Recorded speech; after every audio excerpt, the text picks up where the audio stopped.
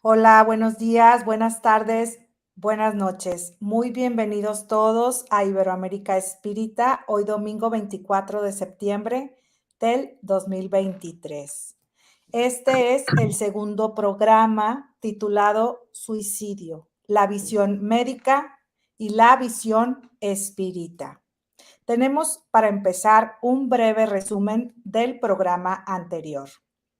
En él vimos que este tema del suicidio es de gran preocupación, no solo para los espíritas, sino para todo el mundo en general, pues vivimos tiempos muy difíciles que hacen ver a esta decisión del suicidio como una salida viable a la difícil problemática en la que nos podemos llegar a encontrar.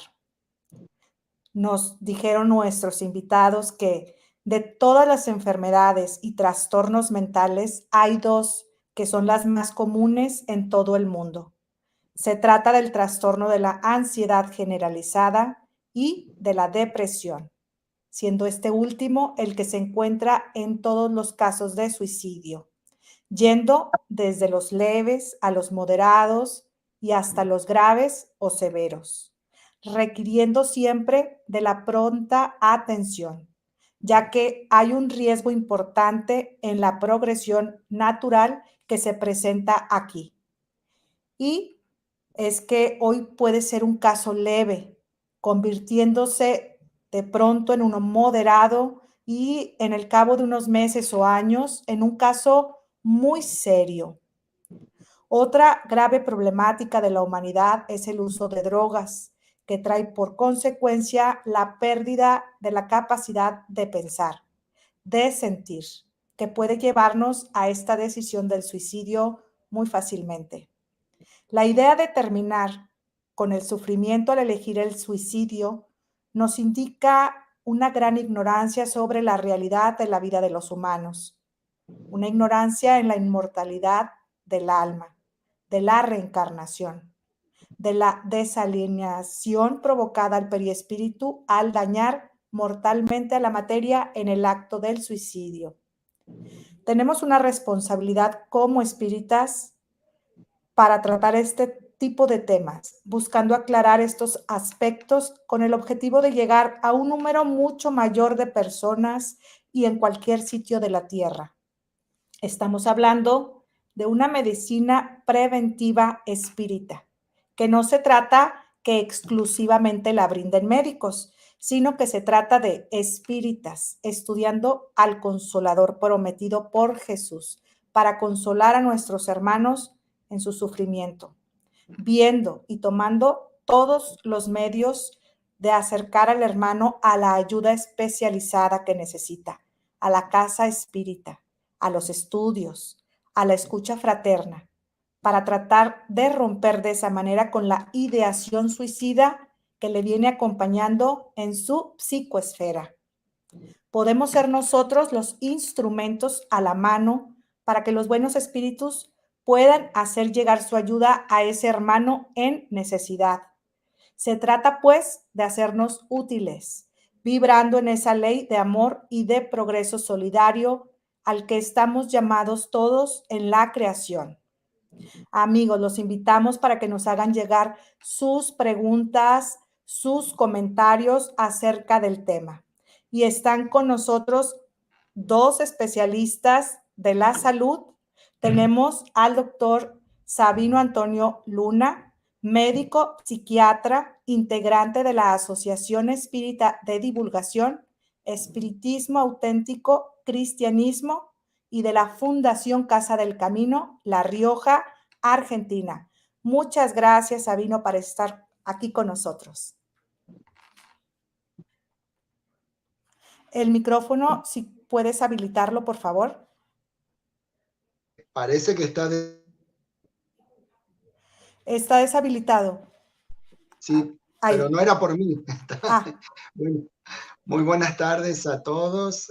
Un gusto, un placer y una alegría tener la oportunidad de compartir este programa, especialmente con mi amigo y hermano querido Sergio Thyssen, con vos, Sandra, y con toda la gente que sigue a Iberoamérica Espírita, que creo que siempre ofrece productos de calidad y con la profundidad y el acierto, la sensatez que todos esperamos, que todos anhelamos, que todos buscamos.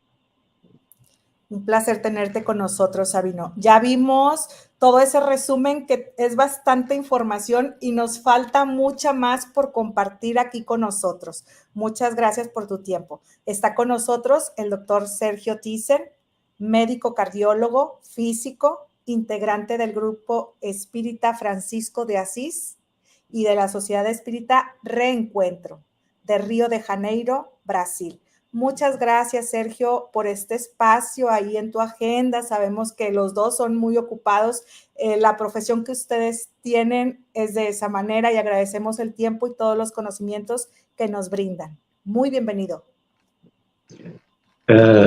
Muchas gracias, Sandra. Es un gusto de volver a estarmos juntos y ahora, muy especialmente con nuestro colega y amigo desde muchos años, el doctor Sabino Luna, para que ahora podamos estar juntos mirando y tratando de otros aspectos de este mismo tema tan importante que es no solo para septiembre, para todo el año, que es el suicidio.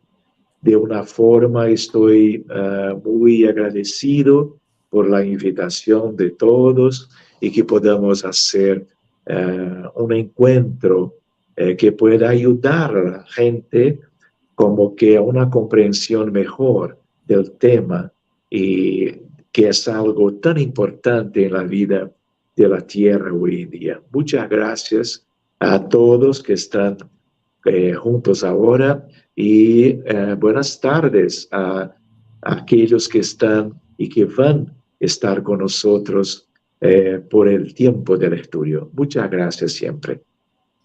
A todos ustedes, amigos. Los invitamos a hacer sus preguntas y sus consideraciones acerca del tema. Tenemos procesos psicológicos inconscientes. Esta pregunta es para el doctor Antón.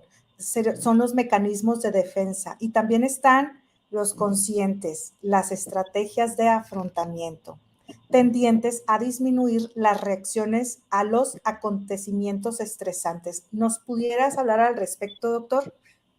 Sí, con mucho gusto.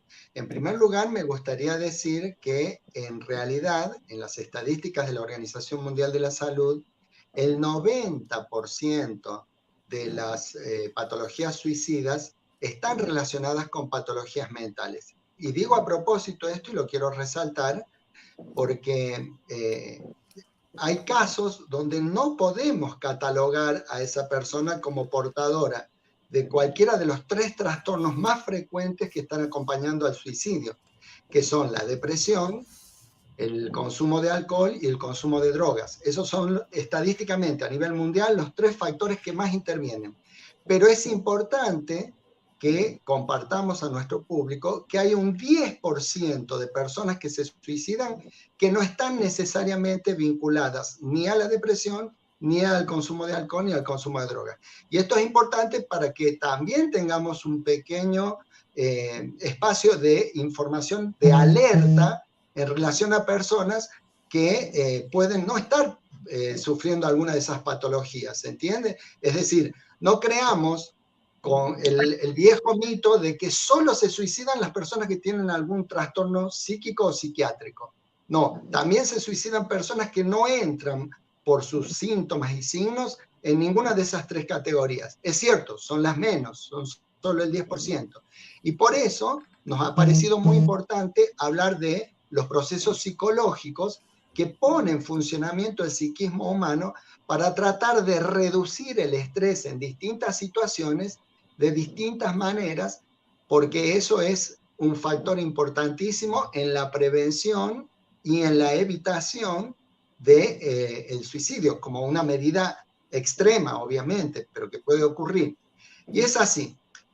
Todos los seres humanos, cuando estamos sometidos a situaciones de estrés, que siempre lo estamos, a veces más, a veces menos, pero por las condiciones de nuestra vida contemporánea, en esta sociedad posmoderna, como se le ha denominado por parte de los antropólogos y sociólogos actuales, es muy frecuente que estemos sometidos a situaciones estresantes. Por eso no es casual, como se dijo al inicio, que la importancia que tienen los trastornos de ansiedad en nuestra cultura junto a los trastornos depresivos. Entonces, ¿qué hace el psiquismo? ¿Qué pone en funcionamiento como proceso para tratar de disminuir la respuesta a ese estrés? Bueno, básicamente recurre a dos procedimientos psicológicos. Uno, que es inconsciente e involuntario, es decir, el sujeto no se propone ponerlos en juego, sino que el propio psiquismo de manera inconsciente los pone en funcionamiento, y que se llaman técnicamente mecanismos defensivos o mecanismos de defensa, que fueron descritos originalmente por Sigmund Freud, pero después se incorporaron a toda la bibliografía de la parte técnica de la psicología y de la psiquiatría psicodinámica.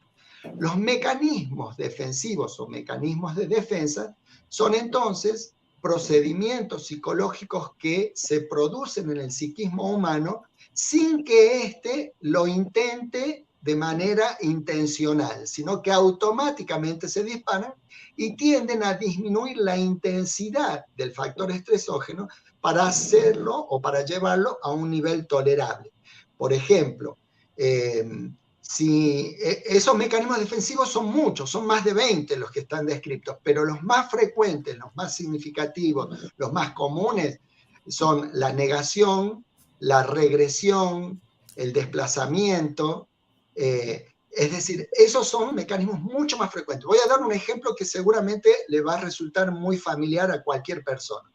Si a nosotros nos informan de que un ser querido que estuvo con nosotros hace 2 horas, compartiendo un momento grato, muy agradable, muy lindo, y un ser muy importante para nosotros, que acaba de tener un accidente y en ese accidente murió, seguramente sin pensarlo, sin proponernos, lo primero que vamos a decir, no puede ser, debe haber un error. Es decir, frente a una noticia fuertemente estresante para el psiquismo se defiende con los mecanismos defensivos de manera inconsciente. Y uno de ellos, el más frecuente, el más universal, el que todos van a entender, es el de la negación. ¿Sí? Y eso permite que el sujeto tenga un tiempo más o menos largo o más o menos corto, depende de la situación, para ir de a poco procesando y aceptando lo que ha implicado esa situación que generó el estrés. ¿Se entiende? Y un mecanismo defensivo es muy útil, pero obviamente es muy útil porque alivia la angustia, alivia la ansiedad, alivia el malestar y el estrés para el psiquismo del individuo, siempre que sea durante un tiempo determinado. Porque si a mí me dicen que mi amigo que estuvo compartiendo conmigo hace 2 horas acaba de morir en un accidente, y yo digo, no puede ser, y lo mantengo ese no puede ser, no por unos minutos o por unas horas, sino por días, por semanas, por meses, obviamente deja de ser un mecanismo defensivo en el sentido de que deja de cumplir con su objetivo principal, que es el de disminuir la ansiedad, y me produce un trastorno ya severo de disociación con la realidad, ¿se entiende? Es decir, los mecanismos defensivos son automáticos, son inconscientes, son involuntarios y tienen en general una duración breve para que estén al servicio del individuo. Si se prolongan en el tiempo, ya se tornan patológicos y en vez de defendernos solo de la angustia o de la ansiedad, se transforman en un estímulo para procesos mucho más distorsionados de la realidad. Y los mecanismos, las estrategias de afrontamiento son otros procesos psíquicos que el organismo pone en juego, que el psiquismo pone en juego, pero estos ya son voluntarios y conscientes. Y de ellos podemos diferenciar los llamados adaptativos, como por ejemplo la evitación, como por ejemplo la resolución de problemas, como por ejemplo el afrontamiento saludable de una situación determinada, y los desadaptativos. Y aquí de nuevo vuelven a entrar todos los que están más vinculados estadísticamente al suicidio, que serían el consumo de drogas, el consumo de alcohol, los gestos autolíticos, las reacciones violentas. Es decir, cuando hay estrategias de afrontamiento que son conscientes y voluntarias, pero desadaptativas, entonces inevitablemente llevan al sujeto a una situación en la cual, con la intención de liberarse de aquello que le produce sufrimiento y de fugarse de alguna manera de esa situación aguda, extrema, difícil para su realidad, termina asumiendo un segundo problema, que sería justamente el problema de la adicción, el problema del consumo de alcohol, el problema de los gestos autolíticos, ¿se entiende? Es decir, en ese caso, el sujeto conscientemente, intencionalmente, voluntariamente, elige una estrategia que resulta desadaptativa, porque ahora ya no solo tiene el problema que le generó el estrés, sino que ahora, además del problema que le generó el estrés y del cual trata de escaparse, ahora tiene también el problema del consumo de droga, del consumo de alcohol, de los gestos autolíticos, ¿se entiende? Entonces, esto es muy importante porque muy frecuentemente lo vamos a ver. Hemos dicho, las patologías, 90% de las patologías asociadas a los trastornos suicidas son la depresión, el consumo de alcohol y el consumo de droga. Por eso es importante que la gente sepa cómo funciona su psiquismo para tomar opciones que sean potencialmente adaptativas, o sea, que sean saludables. Si no, sin querer y sin darse cuenta, toma conductas, actitudes o elecciones que no solo no van a resolver su problemática, sino que le van a agregar un problema más. Ahora va a ser además de lo que tenía, más el alcohol. Además de lo que tenía, más la adicción. Además de lo que tenía, más gestos autolíticos. No sé si se comprende. Sí, Antonio, está muy, muy claro. Entonces aquí la importancia de estar alertas, detectar a través del autoconocimiento para no quedarnos mucho tiempo en esa fase de la negación, porque como bien dijiste, es algo natural que el ser lo tiene, pero aquí la problemática es el hecho de no poner esa atención a tiempo y dejarlo pasar, porque ahí es donde ya se puede convertir en algo más agravante para la persona y desencadenando en esa decisión que es el suicidio, ¿cierto? Así es, así es. Excelente. Tenemos, Sergio, nos dicen, bueno, y el drama en un mundo de pruebas y expiaciones que podemos encontrar en estos casos de suicidio, ¿nos pudieras platicar acerca de ese drama?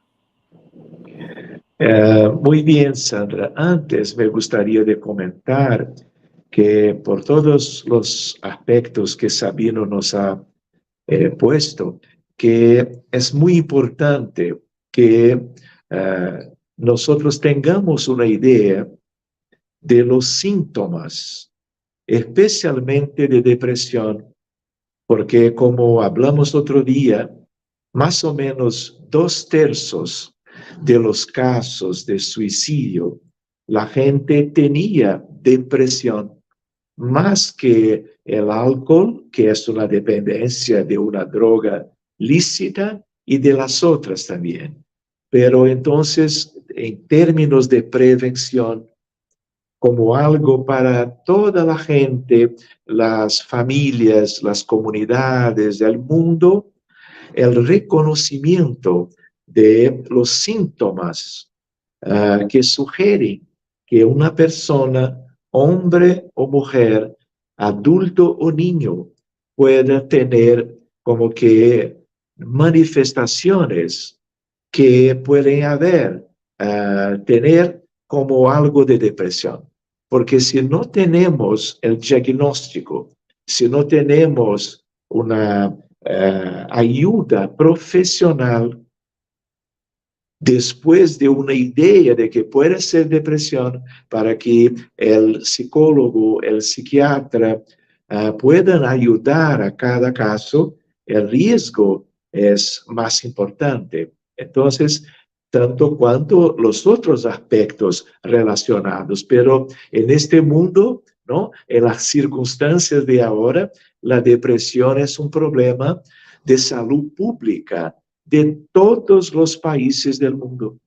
Entonces, si nosotros deseamos, por un lado, con un raciocinio, evitarmos el drama del suicidio, debemos tratar de reconocer el problema de la depresión en la humanidad, de sus síntomas, para buscarmos ayuda profesional para que cada paciente pueda tener lo mejor, para que no busque como que quitar su vida en función de una situación que es médica, de un trastorno mental como la depresión.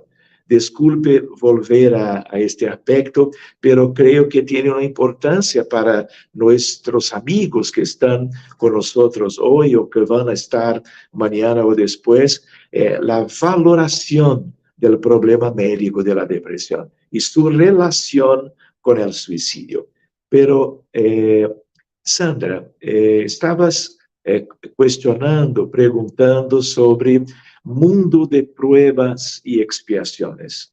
Entonces, nosotros debemos considerar que tenemos muchas cosas que son típicas de este mundo, que es un mundo con mucho retraso del punto de vista moral y espiritual, ¿no?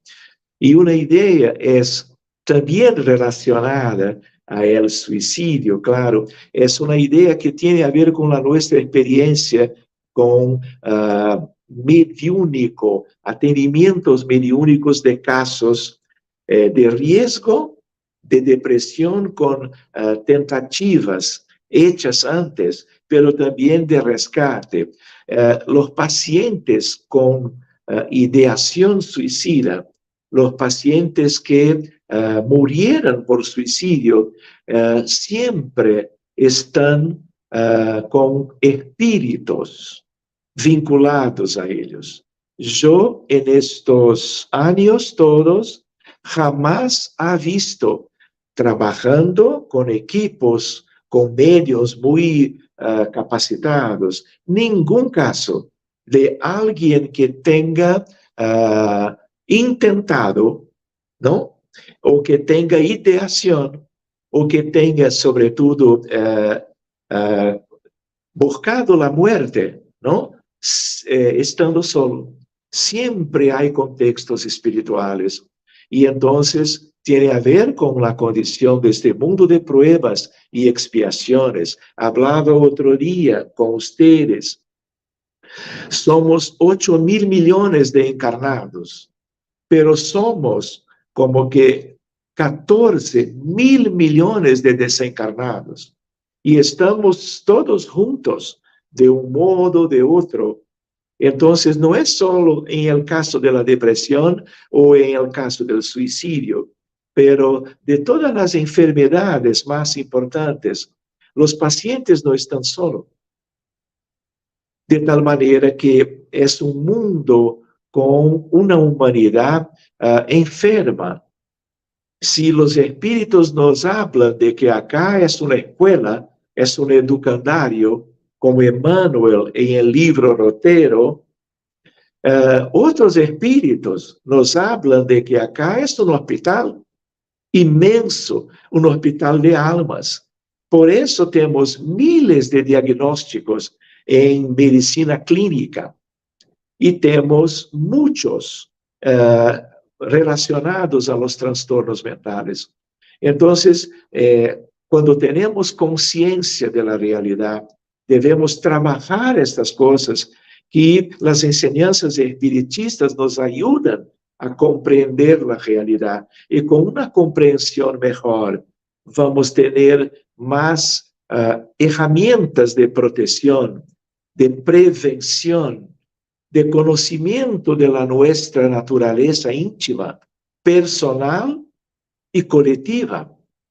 Entonces, estamos mirando cuando trabajamos en grupos mediúnicos, donde sea, con medios preparados de cual sea el país, estamos siempre mirando aspectos relacionados a este problema. Y entonces, todo esto tiene a ver con problemas espirituales de otras vidas, vínculos con espíritus por causa de nuestros errores en términos de las leyes de Dios, de tal manera que cuando generamos sufrimiento a las otras personas, especialmente en reencarnaciones antiguas, en el pretérito, vamos teniendo como que una predisposición para muchas cosas.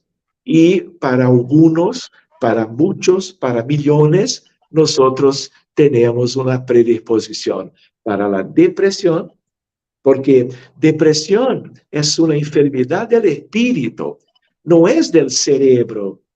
Nosotros tenemos niveles bajos de los neurotransmisores, pero eso no es la causa. Esta es una consecuencia de aspectos de nuestras almas, nuestros espíritus. Y entonces ayuda muchísimo que tengamos una idea mejor de la realidad, y el espiritismo nos ayuda.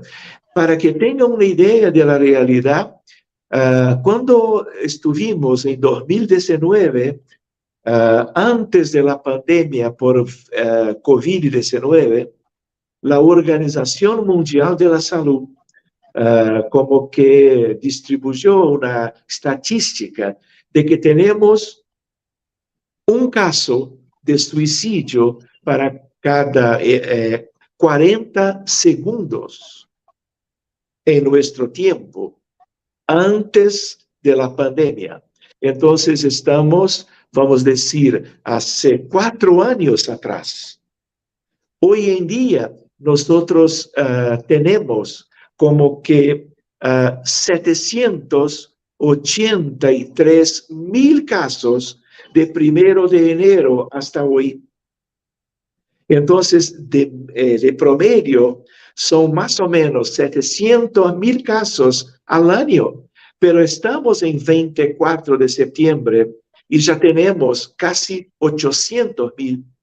Y haciendo una contabilidad, nosotros ahora, hoy mismo, tenemos este año un caso de suicidio a cada 30 segundos, no más 40. Es un aumento de más o menos 25%. Y ese es un aspecto, vamos a decir, estadístico, que nos da aún una idea de la gravedad del tema. Y es por eso que estamos hoy juntos buscando algo que nos pueda ayudar a comprender y a cuidar de nosotros mismos y de una inmensa familia de la humanidad en la Tierra. Pues es bastante alto el número, 800,000 a lo que va de este año. Es un reto importante para trabajarlo. Y la cuestión del hospital, muy bien, un hospital donde estamos todos encarnados, desencarnados, donde somos intuidos, donde el trabajo moral es importante. Una persona que está ideando el suicidio, pues no tiene esa capacidad. Entonces, de ahí la importancia del progreso solidario. Y nosotros ya en alguna reencarnación anterior, muy seguramente ya pasamos por esto. Entonces, estamos en este mismo hospital donde hemos sido dados de alta del suicidio y donde esa mano amiga, esa mano de ayuda se requiere de que ahora yo pueda brindarlo a la persona que está en esa necesidad. ¿Por qué? Porque estamos hablando de la gran ley de amor y del progreso solidario que nos enseña la doctrina espírita y que la entendemos de esta manera. Todos somos enfermos, todos estamos en este hospital y hay que ir ayudándonos para poder salir adelante. Muy bien, muchas gracias, Sergio. Tenemos saludos, tenemos a Ivonne Eula que nos dice buenas tardes, hermanos, desde Ciudad de Rivera, Uruguay. Grande es mi agradecimiento por compartir con ustedes y aprender. Un abrazo fraterno. Mercedes Martínez nos dice excelente y bendecida tarde de domingo para todos los hermanos encarnados y desencarnados desde La Habana, Cuba. Un abrazo fraterno. Lucy Pereira, buenas tardes a todos. Qué grato es poder aprender con ustedes. Siempre un poco más. Abrazo fraterno desde Uruguay, Canelones.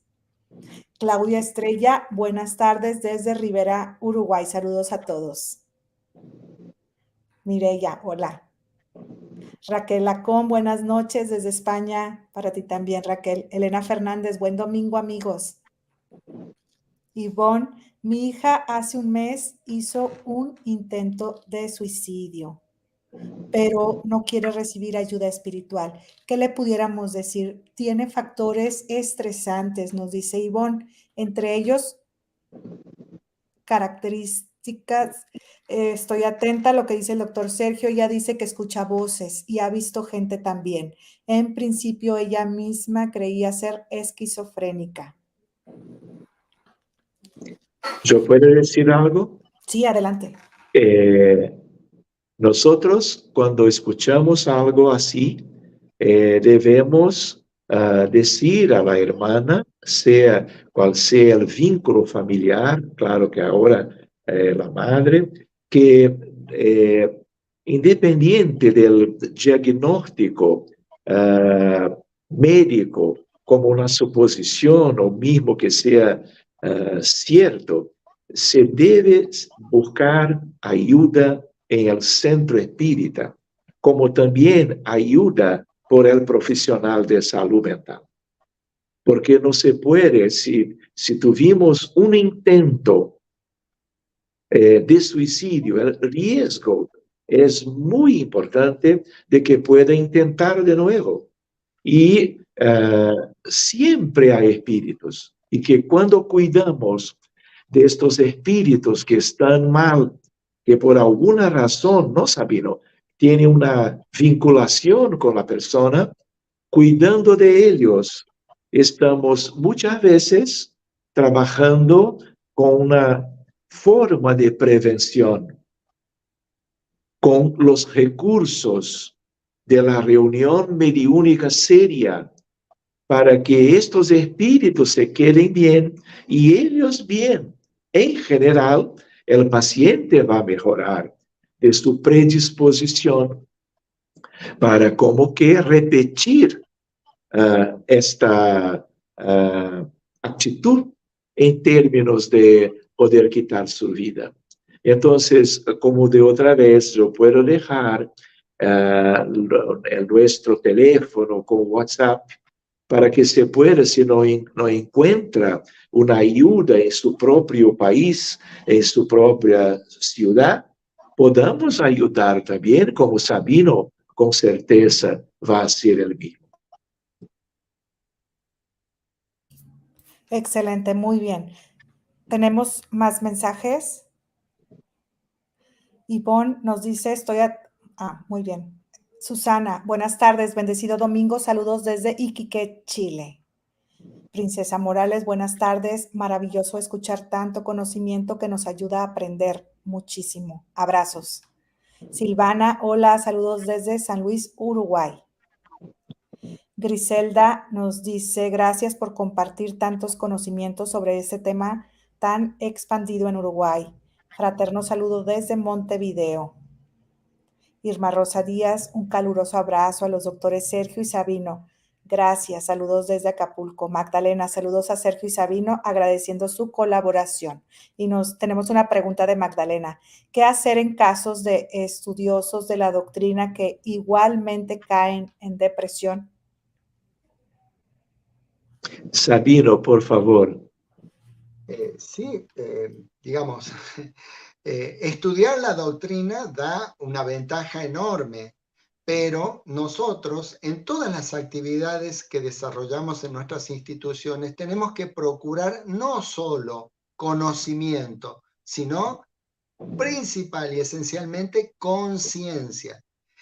Carl Gustav Jung fue el primero en diferenciar académicamente un concepto del otro. El conocimiento es algo de orden estrictamente intelectual. Quien aprenda a la doctrina espírita solo desde el punto de vista intelectual no tiene una ventaja muy grande respecto de cualquier otra persona. En cambio, lo que tenemos que buscar es conciencia espiritual a través del conocimiento de la doctrina espírita. Y la conciencia espiritual es la que verdaderamente transforma a los individuos.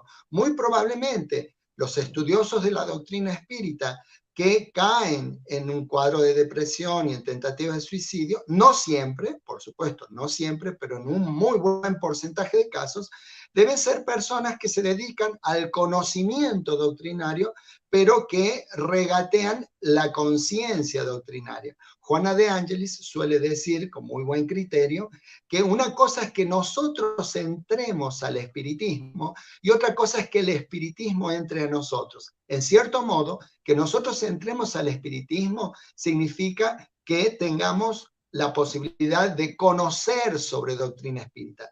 En cambio, que el espiritismo entre en nosotros implica la posibilidad de tener conciencia de la doctrina espírita. Y quien tenga conciencia de la doctrina espírita muy difícilmente pueda entrar en un cuadro depresivo, y menos aún, si estuviese en un cuadro depresivo, menos aún consideraría como opción jamás la posibilidad del suicidio. Porque, por ejemplo, para dar un ejemplo así paradigmático y categórico, yo tengo muchos conocidos y algunos amigos que son de la profesión, que son médicos, y que pueden dar una conferencia brillante de los efectos nocivos de la nicotina, del tabaco, del monóxido de carbono, del alquitrán, tan fantástica que todos nosotros podemos aplaudir de pie por la veracidad y la excelsitud de los conocimientos compartidos. Esa persona termina de dar la conferencia, sale por la puerta de atrás y enciende un pucho. Evidentemente, conocimiento le sobra, conciencia no tiene. Lo mismo deberíamos plantearnos en torno a la realidad de la doctrina espírita. Está muy bien, es excelente, debemos procurar estudiar doctrina espírita, pero mucho más que estudiarla, que nos da el conocimiento, vivirla, vivenciarla, que es lo que nos permite la conciencia de la doctrina espírita. Una observación, Sandra, por favor. Sí. Estamos hablando, como Sabino ha dicho, de espíritas por causa de tu cuestión. Pero nosotros espiritistas, en estos tantos 1.000 millones de encarnados, somos muy pocos. Somos 7 décimos, milésimos por ciento de la humanidad. Entonces, somos como que un grano de arena en una playa.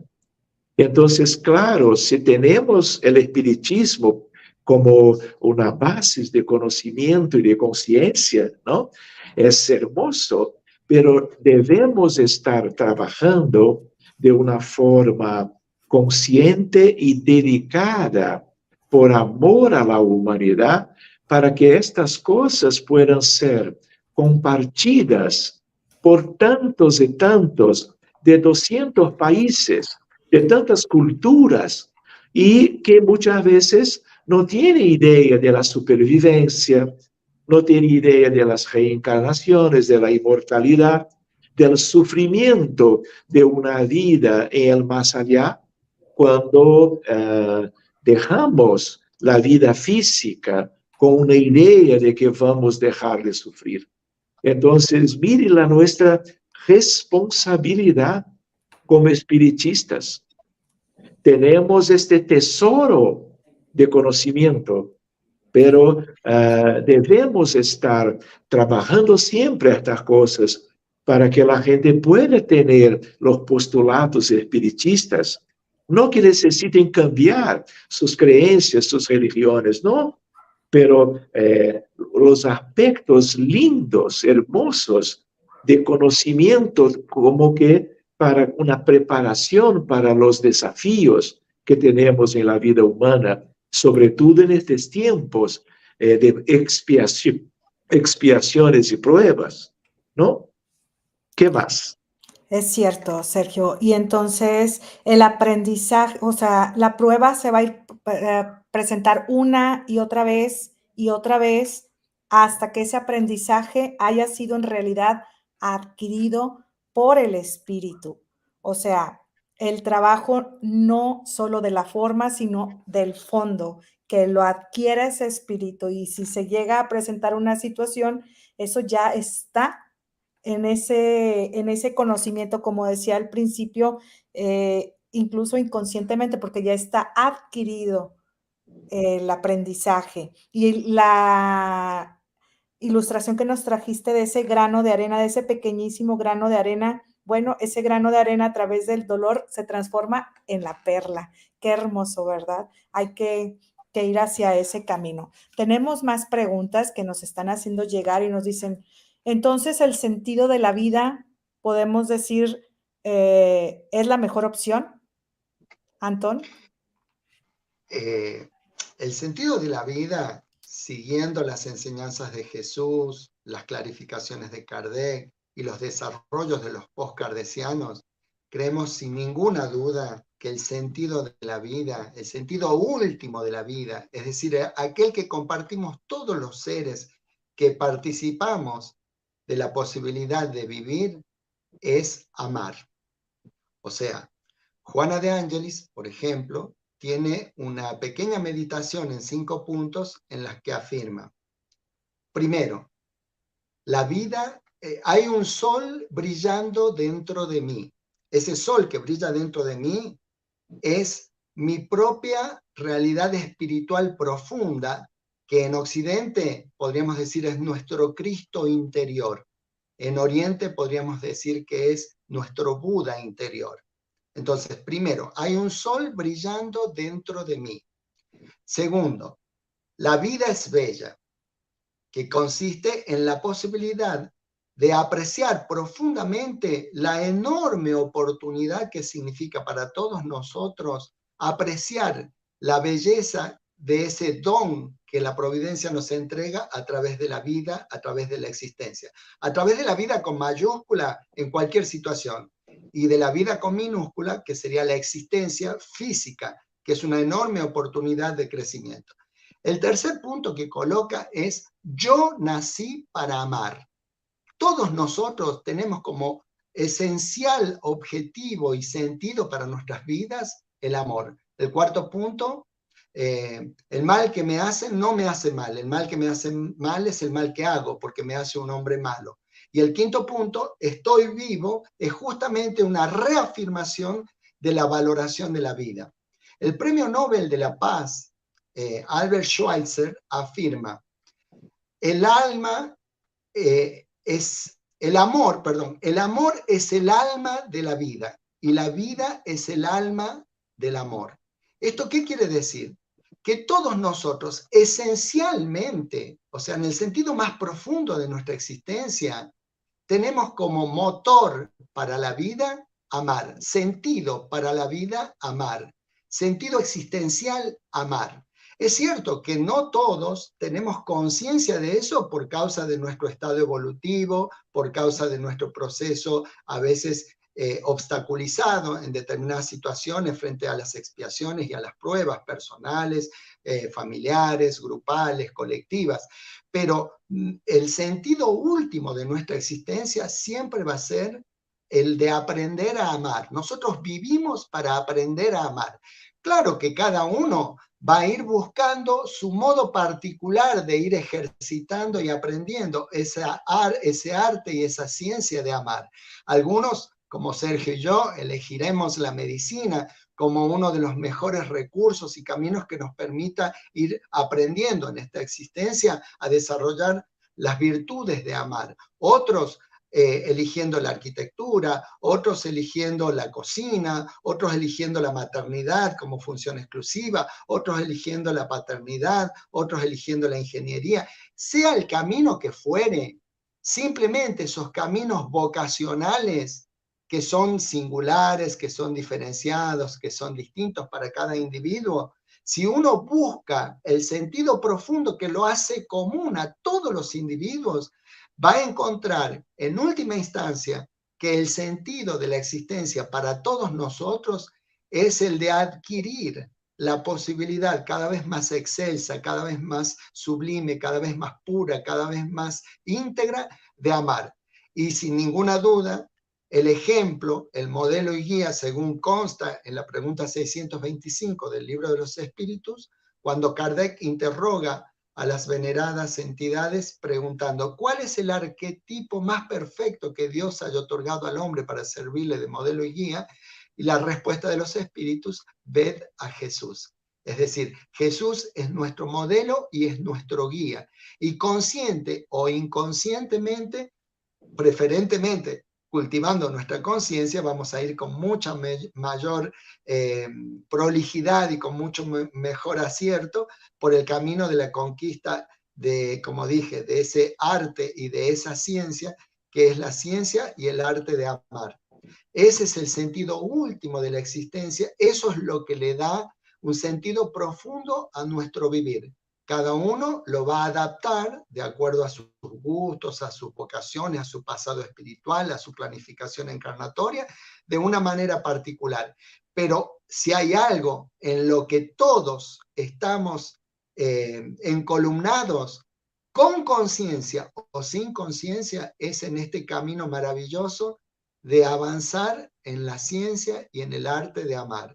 Y nuestro modelo, nuestro guía, nuestro ejemplo, nuestro testimonio vivo desde hace 2000 años para todos los habitantes de este planeta, el que fue, el que es y el que será, es Jesús de Nazaret, que con su vida, con su testimonio, con sus palabras, con sus ejemplos, nos ha dado enormes oportunidades de aprendizaje, de imitación, de superación. Como decimos siempre, cuando el espiritismo enarbola como bandera, fuera de la caridad no hay salvación, nunca más acertado al escoger esa bandera, porque esa bandera implica que todos nosotros, que nos decimos espíritas, nos vamos a esforzar por nuestra transformación moral para dominar nuestras malas inclinaciones y poder llevar adelante esa benevolencia para todos, es decir, hacer el bien sin mirar al quién, según el dicho popular, esa indulgencia para con los errores de los demás, es decir, ser dulces, tolerantes, nada críticos con todos los defectos que puedan tener nuestros hermanos, y el perdón de las ofensas, que es algo que necesitamos ejercitar para con los otros, porque todos nosotros necesitamos de perdón. Muchas gracias, Sabino. ¿Y cómo amar al prójimo si no me amo a mí mismo? ¿Cómo dar algo que no tengo yo, que no he empezado a hacer ese trabajo? ¿Y cómo querer lo mejor para el otro si tampoco he empezado conmigo mismo? Y viendo desde luego lo que conviene al espíritu, no la ilusión de lo que es en sí la materia, que es muy fácil desviarnos por ese camino. Pues bien, tenemos aquí. Adelante. Tal vez antes, después de los comentarios de nuestro querido Sabino, y como estabas preguntando antes sobre la realidad de la Tierra, ¿no? Y tantas cosas lindas que Sabino comentó, tal vez sea importante trabajar para nosotros mismos y para cada uno una idea de autoconocimiento, porque la gente aún no tiene una idea de sus problemas, muchas veces de su naturaleza, de su condición. Entonces, este mundo de pruebas y de expiaciones, que donde estamos con 22.000 millones, una parte encarnada, otra parte desencarnada, somos aún muy llenos de viciaciones morales. Entonces, orgullo, egoísmo, vanidad, indiferencia, ingratitud, estas cosas nosotros tenemos todos, unos más, otros menos, pero debemos buscar con ayuda o con estudios una idea de que lo que falta para nosotros, que falta para tantas personas, ¿no? Y si nosotros no trabajamos nuestra condición, si no miramos para dentro de nosotros mismos, no vamos a comprender nuestras dificultades. Entonces tenemos viciaciones Y como Sabino ha dicho, tenemos muchas virtudes que deben ser desarrolladas, cuidadas, para que puedan sustituir los espacios íntimos en un proceso de reeducación, de autoconocimiento de nuestra realidad y un cambio para nos sacarnos fuera tantos aspectos morales que son aquellos que van nos llevando a los errores de todo tipo, de toda la naturaleza, de una forma, educación con Jesús, para que podamos cambiar, para que podamos aprovechar cada reencarnación, de tal manera que mismo con los desafíos, con el sufrimiento, aún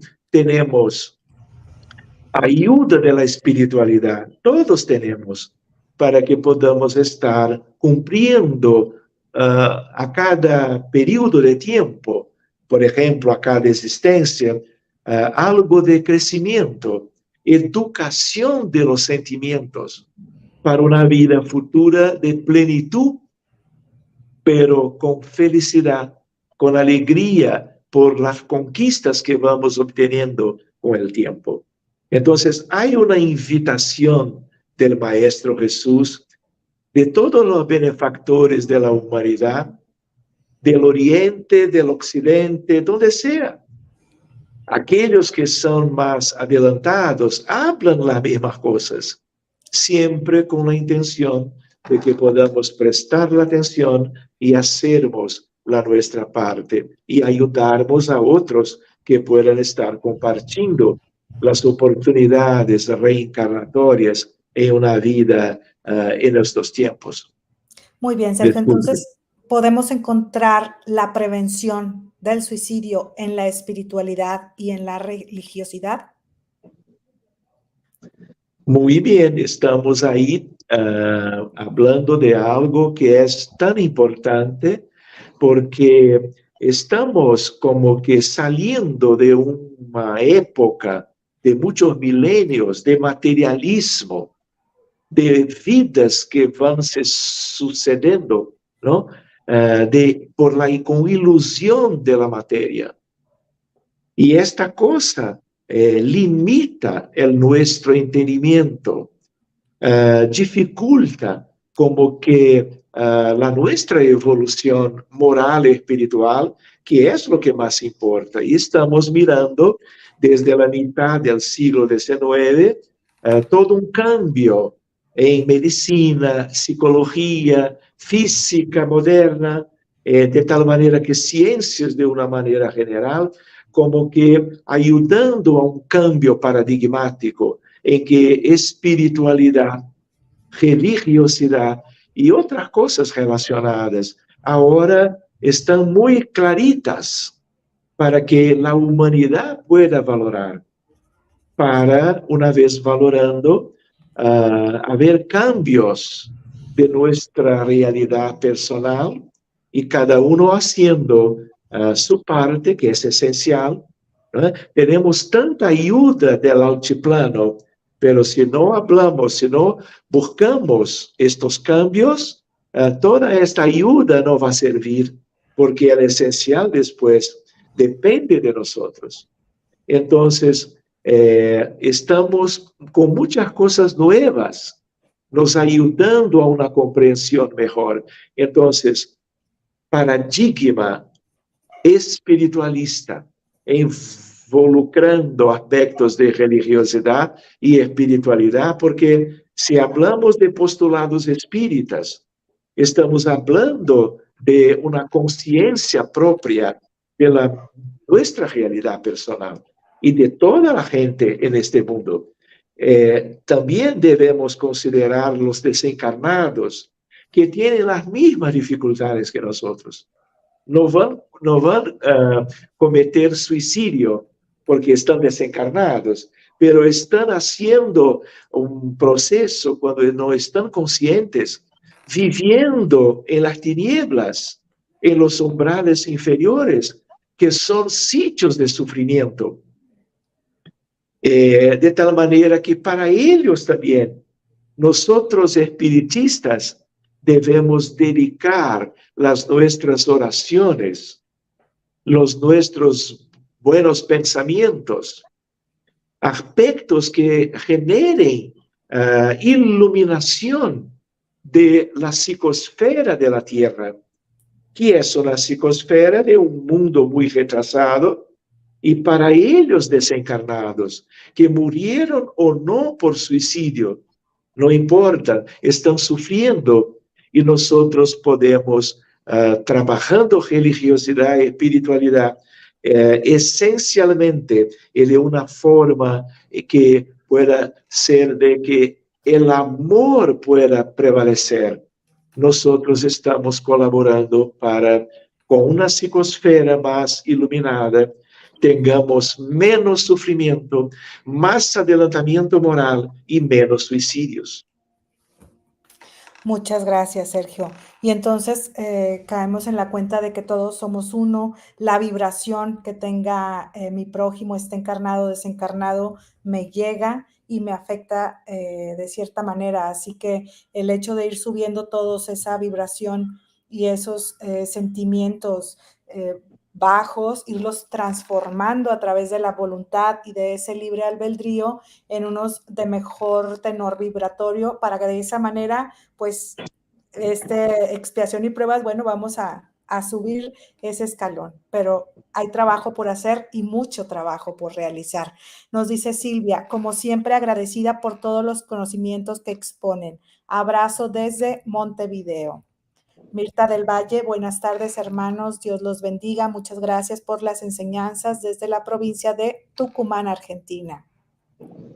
Pues se nos ha agotado nuevamente el tiempo. Agradecemos mucho a todos nuestros amigos, les encargamos bastante, pueden poner nuevamente la repetición y compartirla con cualquier persona que vean ustedes que le está cambiando o trae mucho estrés o el ánimo, estamos viendo cambios abruptos. Bueno, siempre es importante compartir esta información y será de muy buen uso. Esa es la intención de todos nosotros.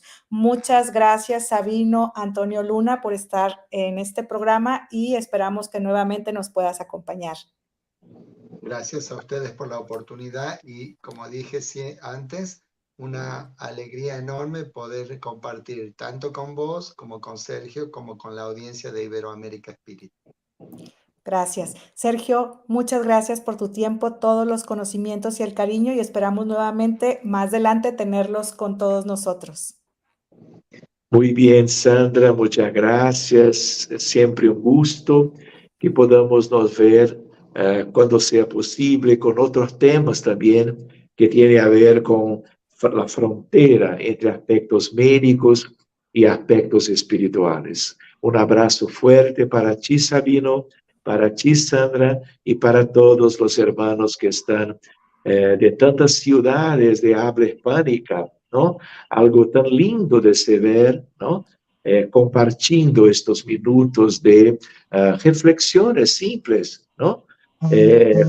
Cuanto a un tema de una importancia enorme en la tierra en estos días. Muchísimas gracias a ustedes por esta oportunidad.